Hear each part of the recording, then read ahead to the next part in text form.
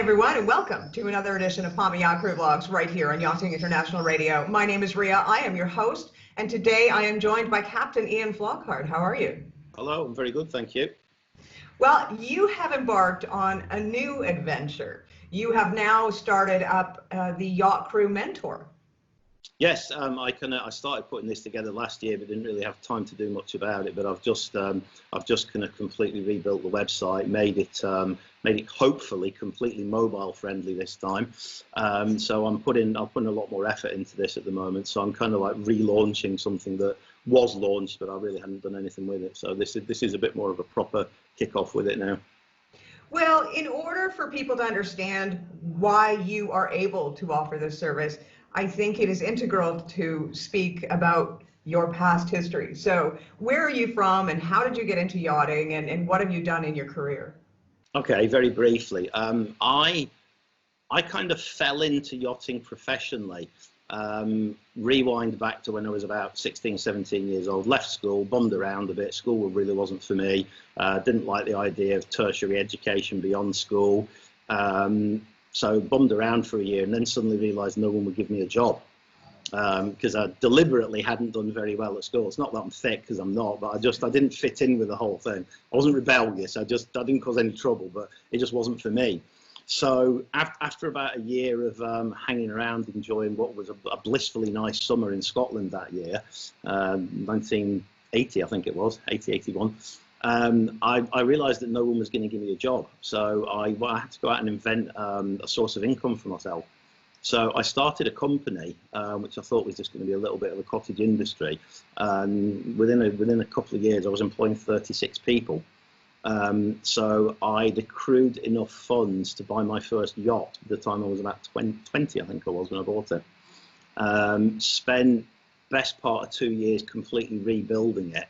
She was an old wooden ketch, teak and mahogany, built here up in Scotland. So I pulled her apart completely rebuilt her, spent way more money than I ever should have done because I never realised it in the long run. And I taught myself to sail around the west coast of Scotland and Ireland. And then I had aspirations to do bigger and better things on boats. So I very foolishly bought a second larger boat while I still had the first one. Went through the same process with that because she needed a complete refit as well. So when I did the refit, I had her coded to MCA category 0, which for those that don't know means we were unrestricted in where we were able to go as a charter vessel, because the boat was so stable, she was so well found and well equipped that we were legally permitted to charter. You know, if we wanted to go up to Antarctica, down to Antarctica, up to the Arctic, whatever. We didn't actually do those things, sadly, but we were legally allowed to do them. So basically, I had a very, very robust sailing boat that I could go anywhere in the world with on charter. I could do ocean passage charters, which is what I actually did. So did a few ocean passage charters, loads of stuff with novice crew, many Atlantic crossings with novice crew. And eventually, it was getting harder and harder to get business. I was over in Antigua, and I sort of realised I was running out of money because the other yacht was still back in Scotland. You know, just eating all my money away, the two of them together. Figured out I needed to get some income again, and I was in English Harbour in Antigua, and all these big boats. Which I suppose by today's standards, some of them aren't very big now. And I thought, well, maybe I need to make this something more of a profession rather than doing it on the kind of ad hoc way that I was, because I was purely a recreational sailor. I went cruising, and just thoroughly enjoyed what I was doing. So needs must, decided that this might be the way forward. Came back to the UK, went down to your Warsash, got my Master 3000. That was 20 years ago. Since then, moved over to motorboats, which was a very deliberate choice for a number of reasons. And I've had my ups and downs in the industry. I've worked on a number of boats. I've got a very high tolerance for very challenging roles. So I've spent a lot of time in the Middle East and Turkey and some of the places that are not very great for yachting, really. That's it, basically. That's kind of how I came to be where I am as a yacht captain. And I've always mentored people throughout my career, not just in yachting, but before yachting. Even when I was very young. Sounds a bit arrogant, but I was mentoring people when I was, I was young, because I was quite successful at the time, and I was in a position to be able to help people. So I've been doing it all my life, especially in yachting, and I've decided to sort of formalise it into something more of a business now. So why do people need mentoring? What is the importance of mentoring, especially when you're first entering into the industry? I think that mentoring is tremendously valuable in any walk of life or industry, because most people need help. They very often don't realize that they need help, and they very often don't realize how much help that they need just to steer them in the right direction. Seafaring in general is an incredibly unique industry. Step into the yachting sector and you've just walked into a completely different world altogether in terms of how remarkably unique it is. It brings with it a completely unique and extensive set of challenges, and one of the issues is the sheer numbers of very young people that are coming into the industry. When I say very young, I'm talking 20, young by my standards. And with no disrespect to any of them, they really don't know anything about anything. They have no proper work experience, most of them at that age, and they just don't have any general life experience. And they're coming into this remarkably unique industry with so many pitfalls and challenges ahead of them, and a lot of them are going to get lost along the way. So if you have an opportunity to mentor these people and help them in the right direction from an early age, they've got a lot less chance of falling into these pitfalls in their early years, but they're going to be an awful lot better prepared as their careers progress as well. It's a hugely important process. Do you find that those that are entering the industry now are a lot different than those that were entering the industry, say, for example, 20 years ago? This is a question that comes up pretty much every time I do one of these sessions, and the answer is a big, fat, definitive yes. There's no question about it. The way that younger people think now, the attitude, the mentality, very, very different from how yachting was 20 years ago. I think one of the issues is that yachting used to be an industry where the majority of people in it were much more sort of commensurate professional seafarers. There's an awful lot of people coming into yachting now on a relatively short-term, lifespan, intentionally from the beginning, which I personally think is not good for the industry at all. If they're lucky enough to get a job and get a good few years working solidly in the industry, they can walk away with, in comparison to their peers, they can walk away with very substantial amounts of money. I think it's not great for the industry. The industry is so unique that my personal feeling is on it that everyone that's coming into the industry should be coming into it pretty career focused.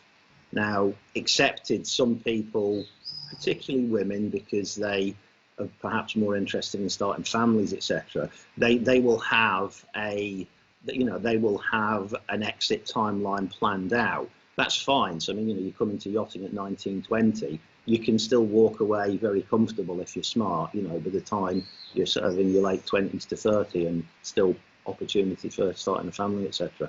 But I think in most cases, the industry benefits an awful lot more from people that come into the industry as consummate long-term professional seafarers. Do you think that the sea schools have something to do with that nowadays? Because in order for them to make money, the more people that come through their doors, the better off they are. So some of the attitudes coming out is that they are going to be sitting on the deck of a yacht sipping cocktails like the owners, when in reality, you're probably going to be scrubbing the head with a toothbrush. I think it depends an awful lot on particular training establishments. I was in Mallorca a couple of months ago and spent some time with an establishment over there that seemed to have, I think, a very good grounded philosophy on the way that they do things.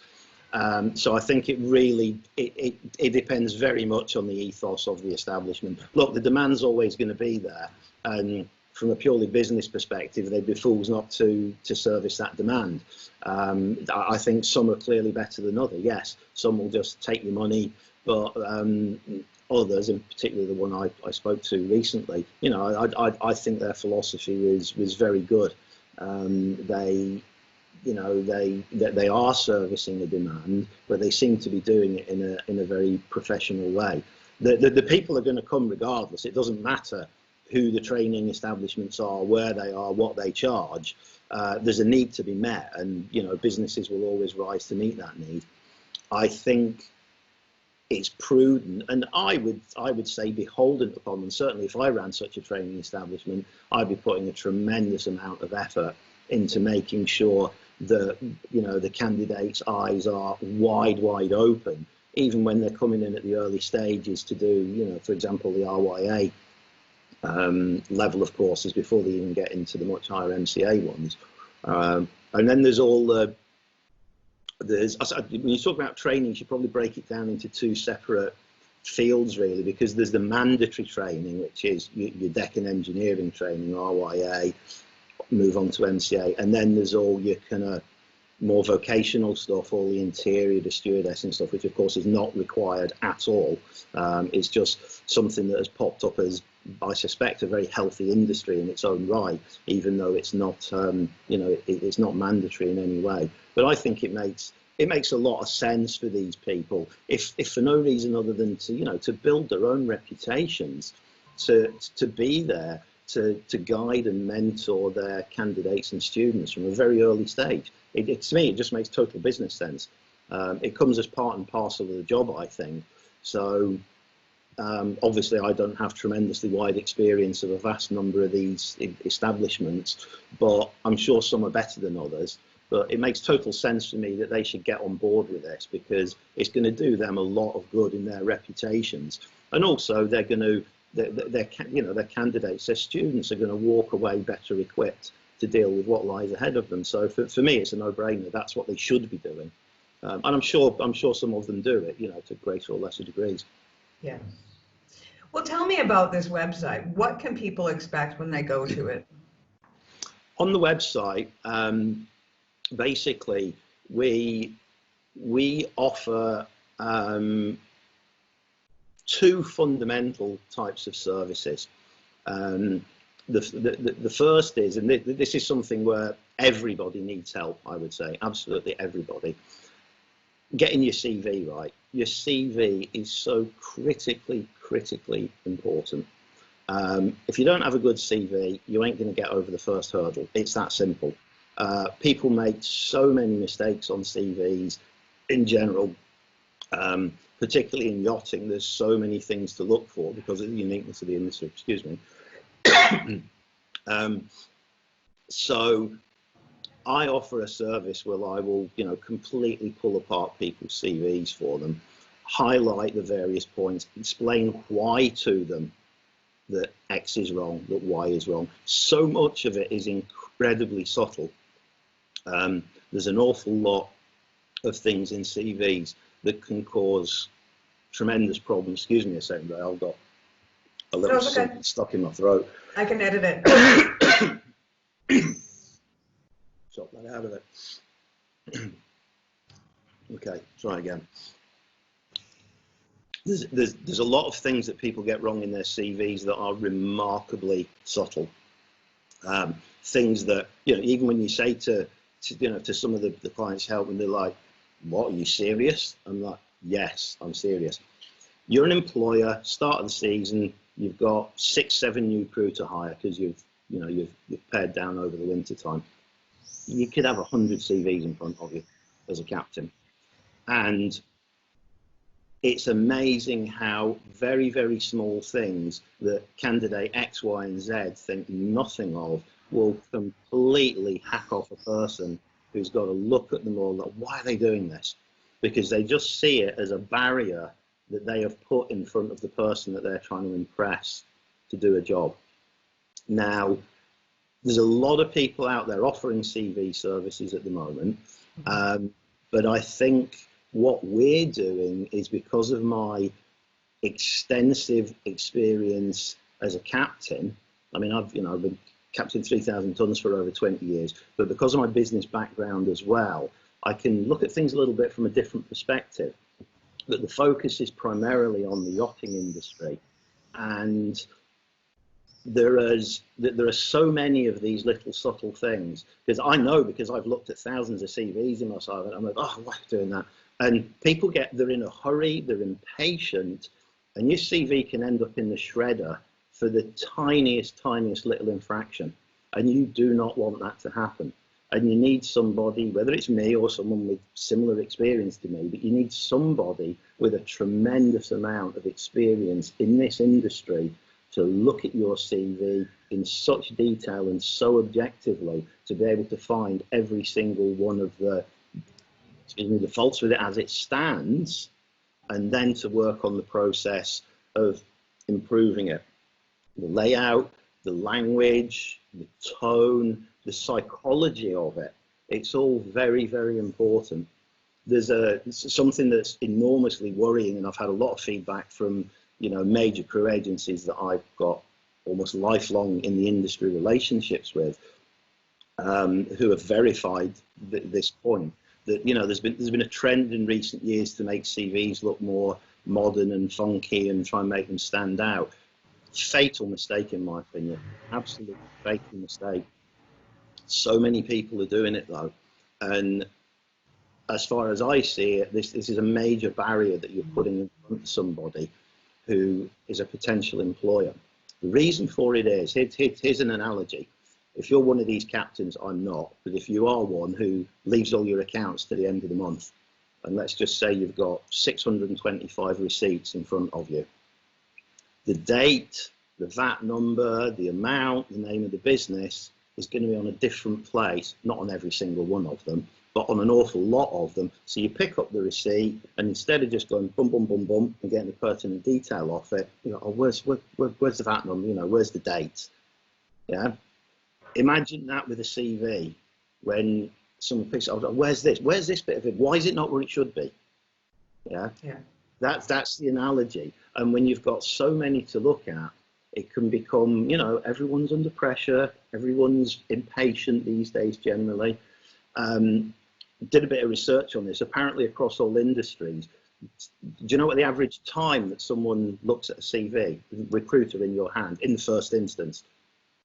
I would say about 30 seconds. 10 seconds, under 10 seconds. Under 10 seconds. Okay, obviously, if you get over the first hurdle, then they'll be looking at it in more detail. Across all industries, not just yachting, apparently less than 10 seconds is the amount of time. So you've got to make the right impact on that seconds. I want to see this, and this. Well, why is it not there? That's what it should be. So these trendy layouts that people are going for, to my mind, is a absolutely fatal error. So that's one of the things we do with CVs. We do it in a couple of different ways. There's a couple of different packages that we offer on it. If you actually want me to physically build the entire thing from start, I'll do that for you. Or if you just want me to review it backwards and forwards so we get it right, I'll do that. The second thing is a series of mentoring packages, which in terms of packages, I've aimed it at different levels in the industry. So we've got a package for people that are completely new to the industry, one for people that have kind of done a season, one for people that are a little bit more advanced, one for senior crew. I've also done one which is quite interesting. I've put together a package which I call the parental package. So the idea of this is you've got your 18-year-old daughter who's rushing off to go join the yachting industry, and you may, as parents, you may justifiably have some concerns about this.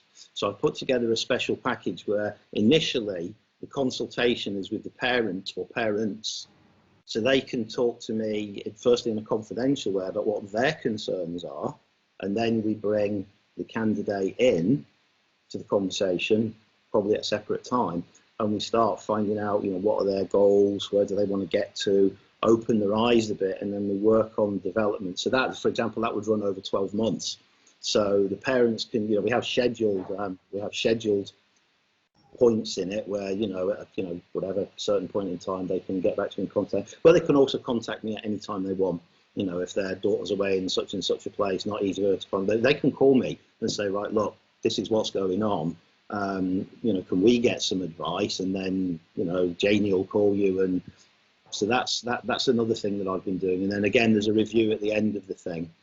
That's an interesting concept, actually. I don't think, I'm pretty sure that there is not a single person out there doing that. I think it's unique, but this has come from my experience. I don't have children of my own, but I can imagine, I had a client contact me last year, and, again, exactly this 18-year-old girl. She seems quite smart, but, she wanted to disappear off to, the other side of the world. To get involved in yachting, and there was cause for concern from a mother. So this is just one example of of a client that I've had doing this. So I think it's unique, and I think it's quite important. And I think if people were to get to know about it, I think there might be quite a lot of parents out there that would be interested in this, because you have numerous children, I know. Can you imagine if you were over in Canada and your daughter says to you, right, I'm off to Antibes, the day after my 18th birthday, I'm getting into the yachting industry. I would imagine you'd be a little bit concerned about it. Not really. Actually, I'm one of those mothers that would probably pack the luggage for her, smile and wave, and then have a party. But, I'm different that way. Yeah, point though, a lot of parents would be very, very concerned about it. Yeah.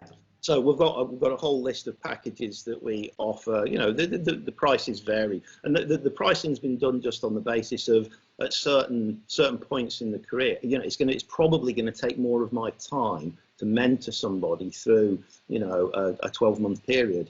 Another thing that I do is we can just do sessions. If you want to just sit down and talk to me in a platform like this, Skype, Zoom, whatever. For an hour, then we can do that.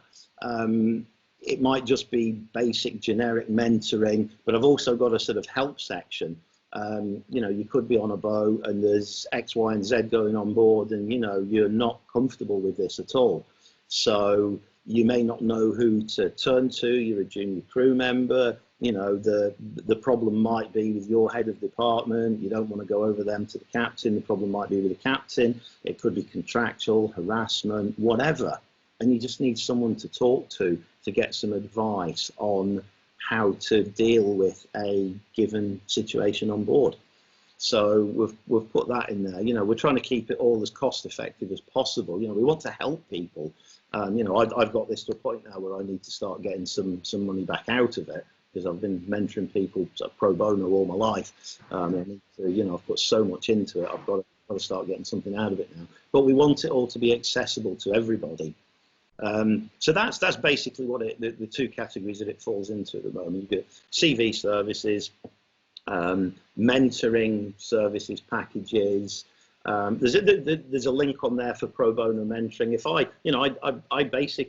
I will frequently approach people. I will go to them and say, I think you need help. Would you like some help? You'll get it free of charge.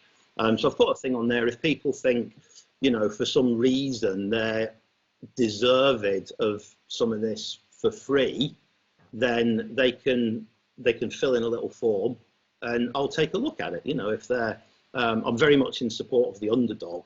So the people that I mentor pro bono are usually from odd or unusual places, or perhaps otherwise in some way that they're not likely to get on very well in yachting without a bit of help. So if you come from a well-to-do family and you're fit and attractive and you've got everything going for you, you're not likely to get much help from me for free. Right. So, well, I've got to say, the website looks absolutely stunning, and it is really easy to navigate. So, it's got everything up there. So I'm glad to hear that. By yourself, really? Then I do everything that I do entirely on my own. My website, my video, everything. I don't have anybody helping me. I do everything completely on my own. That is amazing. I have to be honest. When I started my business and trying to learn everything I needed in the tech world, it was a difficult road. I think the older we get, it's harder to learn some of this stuff, but you've got to do it. I was lucky. I had someone that did my website for me, but so kudos to you for taking that step. One of the things I've just done in a major revamp, I've made it hopefully completely mobile friendly now. I hadn't got the mobile side of it right initially, which is the principal reason why I didn't market this over the last almost year since I set it up, because I built it on desktop and I hadn't done it in a way that it was mobile friendly, which of course was a bit of a schoolboy error on my part, given that most of our audience are going to likely to be on mobile. So hopefully it's pretty much spot on mobile now. And I know something we'll discuss at a later point, but I have actually built a completely separate standalone mobile app as well, which will be coming out very soon as well. Well, and we're excited about that, we have to say, because, well, Yachting International Radio is on that. So, well, you know what? I mean, best of luck, because everything that you said, it makes complete sense. And the fact that you've got this parental mentoring as well, absolutely great idea for, most parents that are normal, unlike me. But I think that you're going to do well, and it's a need. It definitely is a need in the industry, especially with the crew that are coming in now at the get-go. It is a need, but as we said near the start there, the big concern is that people they haven't got a clue how much help they need. They really don't. There's so much naivety, there's so much misinformation. On the subject of information, one of the other features on the site, I've basically, there's a free resources page where you can go, and for example, I've got, every active M notice is currently on there at the moment. I've got the MAIB safety digests, 10 years worth of them on there. There's all sorts of various things on there, links to useful documents, and that will be added to probably quite extensively as the site progresses. There's podcasts and videos, which include things that kind of likes of what they're doing at the moment, various videos. I'm starting to do more explainer videos, and just little free resources that I'll put up there, and the blog section as well. Where we talk about X, Y, and Z, an Instagram feed, which I've only just started using Instagram a couple of days ago, so that's a bit sparse at the moment, but I'll be getting on the ball with that. And there's some testimonials from some clients as well, which are all entirely genuine, and anyone that's not quite sure about it, it's worth having a read to see what I've done for other people already. That's about it, really. It does sound absolutely amazing, and it looks amazing, and I can't wait until you come back again next time, because we are going to have you back when you do launch the app, and we can talk about that at that time. That'll be very soon. Yeah, well, we're excited about that. So, Ian, I want to say thank you very much for your time, and everyone out there, I will provide the links of how to get onto Ian's website and the mentoring and find out all about it. Okay, brilliant. Thank you very much. Right, once again, you've been watching another edition of Palma Yacht Crew Vlogs. Thank you very much to Ian Flockhart from the Yacht Crew Mentor. My name is Ria. I have been your host. We'll see you again next time.